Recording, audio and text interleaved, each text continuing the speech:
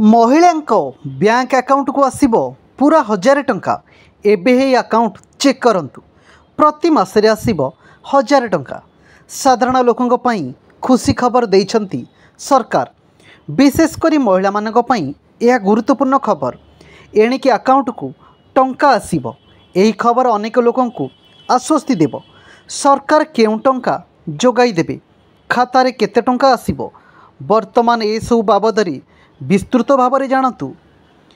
यही लोकाभिमुखी योजना सरकार हिताधिकारी 5065 कोटी टंका खर्च करिए बोली आकलन करथिले। ए पर्यंत 1552 कोटी टंका ए योजना खर्च हो सारी। आगामी दिन में 3512 कोटी आहरी खर्च कराजिबो। महिला मानकु सरकार एक खुशी खबर देइछंती। नुआ स्कीम जरिया हिताधिकारी बैंक अकाउंट रे टंका जमा करा जाउछि।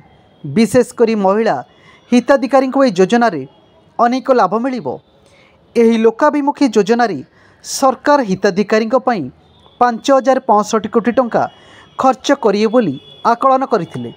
ए पर्यंत 1552 कोटी टंका एही योजना खर्च हो सारी। आगामी दिन में 3512 कोटी आहरी खर्च करा जिवो। खूब शीघ्र यही टंका हिताधिकारी बैंक अकाउंट रे जमा हेबो।